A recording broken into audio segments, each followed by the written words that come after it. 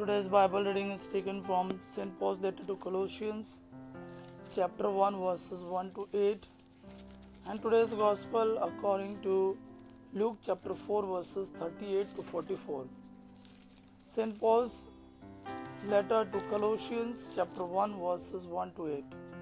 From Paul, who by God's will is an apostle of Christ Jesus, and from our brother Timothy, to God's people in Colossae, who are our faithful brothers in union with Christ, may our God our Father give you grace and peace.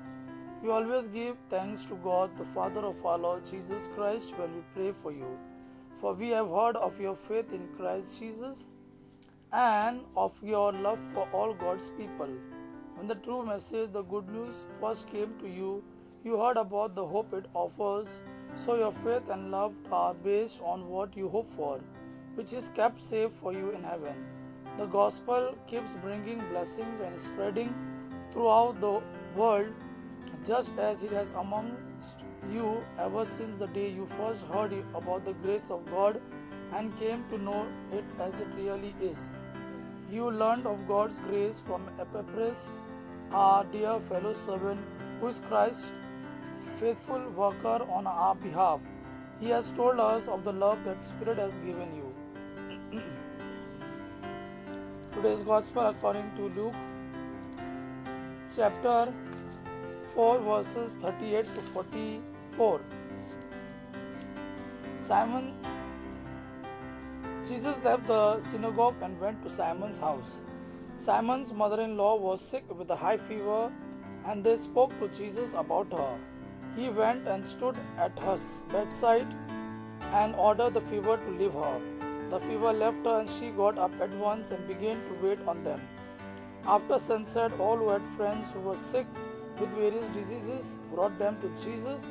He placed his hands on every one of them and healed them all. Demons also went out from many people, screaming, "You are the Son of God." Jesus gave the demons in order and would not let them speak. Jesus gave the demons in order and would not let them speak because they knew that he was the Messiah.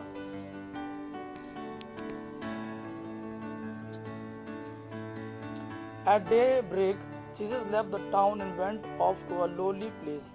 The people started looking for him, and when they found him, they tried to keep him from leaving. But he said to them, "I must preach the good news about the kingdom of God in other towns also, because that is what God sent me to do."